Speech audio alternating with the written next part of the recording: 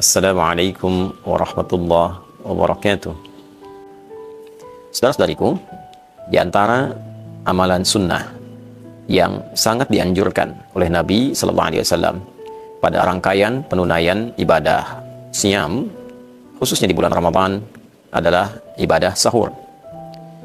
Sahur terambil dari akar kata 3 huruf sin, ha, dan ra.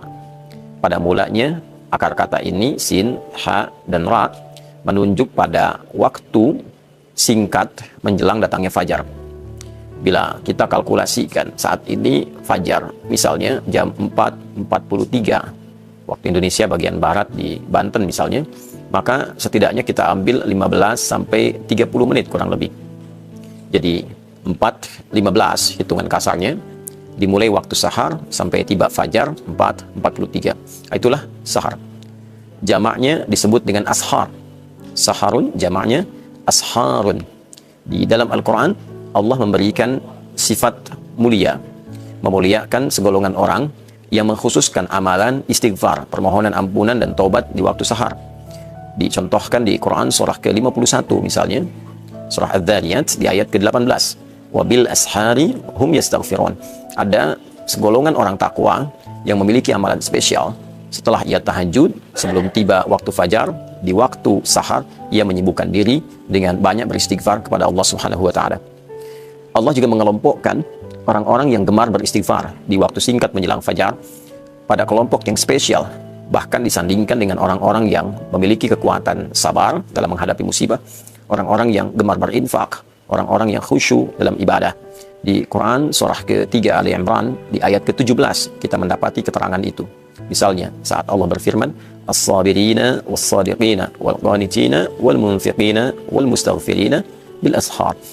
Ada golongan orang-orang yang imannya cukup kuat. Mereka itu orang-orang yang mampu bersabar dalam setiap ujian kehidupan. Orang-orang yang mampu membenarkan dan mengamalkan setiap apa yang Allah dan Rasulnya beritakan. Orang-orang yang khusyuk dalam ibadah. Orang-orang yang gemar berinfak. Dan orang-orang yang giat beristighfar, memohon ampunan pada Allah di waktu sahar. Sahar, waktu singkat menjelang fajar. Aktivitas yang dikerjakan di waktu sahar disebut dengan sahur namanya. Sekali lagi, aktivitas yang dikerjakan di waktu sahar disebut dengan sahur. Karena itu, jika disandingkan aktivitas ini dengan makan sebelum menunaikan ibadah puasa, menjadi bagian sunnah yang diisyaratkan juga dalam Al-Quran. Misal di surah Al-Baqarah ayat 187 di penghujung ayatnya, jika kita mengambil keumuman maknanya, wa kulu washrabu hatta yatabayyana lakumul khaytul abyadu minal khaytil aswadi minal fajr. Makan dan minumlah engkau, dipersilahkan senyamannya sampai tibalah waktu fajar itu muncul, ditandai dengan benang putih yang membelah kegelapan malam. Ini satu kata kiasan seperti cahaya yang membelah fajar shadiq yang menghilangkan kegelapan malam, menandai bahwa malam telah dibelah, hilang malam, muncul kemudian fajar. Makan dan minum senyamannya. Sekalipun ayat ini diturunkan untuk juga memberikan satu perbedaan dari kebiasaan orang-orang ahli kitab yang dahulu umumnya mereka puasa tidak makan sahur terlebih dahulu, atau juga sebagian dari kalangan ahli kitab yang mereka menunaikan puasa sampai dengan malam harinya, sehingga sahabat banyak berdiskusi apakah puasa Ramadan ini sama seperti orang-orang terdahulu. Maka Allah menurunkan ayat ini untuk memberikan penguat bahwa puasa cukup ditunaikan dari fajar sampai dengan maghrib. Adapun ba'da maghrib silahkan makan minum senyamannya sampai menjelang fajar. Di antara aktivitas makan minum menjelang fajar itulah yang disebut dengan sahur. Anda boleh makan ba'da maghrib, Anda boleh makan ba'da isya, tapi kalau Anda makan minum menjelang fajar di waktu sahar, maka itu disebut dengan sahur. Dalam sahur, Nabi SAW memberikan satu keistimewaan yang sekaligus menjadi rahasia bagi amalan istimewa ini. Penjelasan itu diantaranya didokumentasikan oleh Al-Imam Al-Bukhari dalam kitab sahih beliau. Dalam topik As-Siyam, terdapat 97 topik dalam sahih Al-Bukhari. Di topik Kitab As-Siyam, topik tentang puasa, nomor hadis 1923. Dari sahabat Anas bin Malik radhiyallahu ta'ala anhu dari Nabi SAW. Beliau bersabda, tasahharu fa inna fis sahuri barakah. Tasahharu, makan sahurlah kalian. Makanlah kalian di waktu sahar sebelum kalian menunaikan puasa. Demikian penjelasan sabda Nabi SAW. Fa inna fis sahuri barakah. Kenapa ya Rasulullah? Maka sungguh aku tegaskan, kata Nabi, makan di waktu sahar itu mengandung keberkahan. Nah, ini rahasianya. Jadi ada keberkahan yang didapatkan pada aktivitas makan di waktu sahar menjelang berpuasa. Umumnya orang mendapati waktu ini waktu paling nyaman untuk beristirahat, tidur, menunggu datangnya fajar.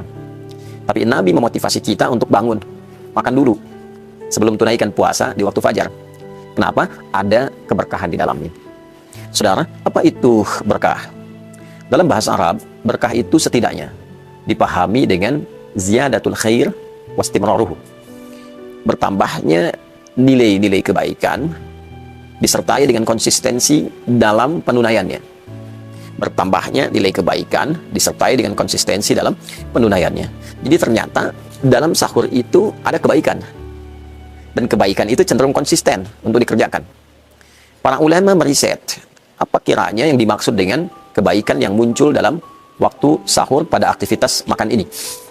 Maka sebagian mereka berkata, dari sudut pandang fisikal, makan di waktu sahur bermanfaat pada keadaan fisik untuk menguatkan kita dalam menunaikan puasa, menahan lapar, haus, dan sejenisnya.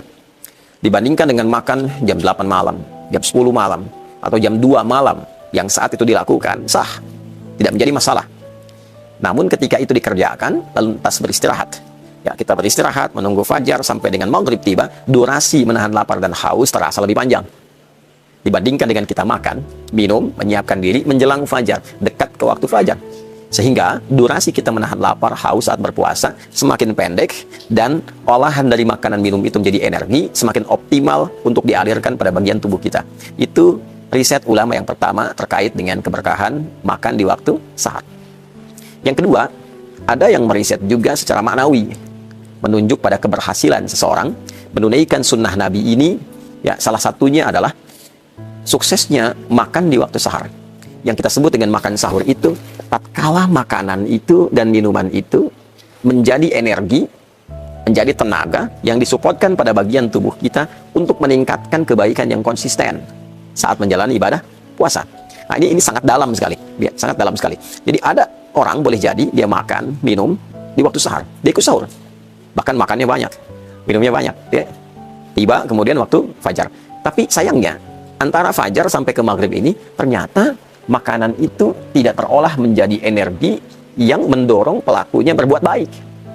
Ya, baca Qurannya minimalis, sholat sunnahnya minim, ya, sedekahnya minim, misal, ya. Maka ini menunjukkan dan memberikan kesan bahwa makan di waktu sahurnya itu hanya memberi manfaat bagi fisiknya, tapi berkurang dari segi keberkahannya. Sebaliknya, jika makan itu benar, yang dimakan halal, ya kan? Cara mendapatinya halal, thayyib, kualitasnya benar, menyehatkan buat tubuh, walaupun sedikit yang dimakan, maka ciri keberhasilan sahur itu dia bisa menghasilkan energi yang meningkatkan pelakunya untuk bisa bersemangat menunaikan ibadah dan ragam kebaikan lainnya.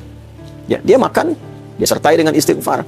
Begitu dimulai waktu puasa, yang terjadi bacaan Quran dia meningkat, zikir dia meningkat, istighfar dia meningkat, sholat dia meningkat, bekerjanya semangat. Ya, dulu waktu ada operasi militer, ya di zaman Nabi, perang Badar itu kan berlangsungnya di waktu puasa. Dan banyak sekali operasi-operasi militer dalam konteks bertahan ketika diserang oleh musuh pada umumnya, itu banyak terjadi di waktu puasa. Ya, bahkan kemerdekaan kita Indonesia, jangan lupa, kita merdeka, Negara Kesatuan Republik Indonesia mendapatkan kemerdekaannya itu di waktu Ramadan. Dan deklarasinya hari Jumat, ya di bulan Ramadan. Jadi sesungguhnya makan sahur itu melahirkan energi yang luar biasa untuk segala perbuatan baik, fisik baik, intelektual baik, spiritual baik. Itulah yang dimaksud fa inna fis sahuri barakah. Untuk itu ada baiknya di detik ini kita mencoba mengevaluasi, saya pribadi, kita semua, pertama saling mendoakan, kedua saling mengevaluasi pada diri kita. Apakah dalam sahur itu sekedar makan, sekedar minum, atau dalam sahur itu ada sunnah yang berlaku, ada keberkahan yang bekerja, mendorong kita untuk terus semangat dan optimis berbuat kebaikan. Yang terpenting di balik itu semua adalah niat kita mengerjakan sahur untuk mengikuti sunnah Nabi SAW. Jadi kalau ada yang bertanya bagaimana caranya kita mengonversi sahur sehingga jadi energi yang baik, pertama niatkan untuk mengikuti sunnah Nabi SAW. Yang kedua, yang paling penting adalah berdoa kepada Allah, minta supaya diberikan kemampuan, ditolong oleh Allah, yang dengan itu bisa meningkatkan ibadah kita. Di antara doanya, Allahumma a'inni ya a'inni ala dzikrika wa syukrika wa husni ibadatik. Ya Allah, mohon tolong hamba untuk meningkatkan zikir kepadamu, banyak bersyukur kepadamu, meningkatkan ibadah kepadamu. Semoga bermanfaat. Maafkan saya, Adi Hidayat dari Mira untuk semua. Wassalamualaikum warahmatullahi wabarakatuh.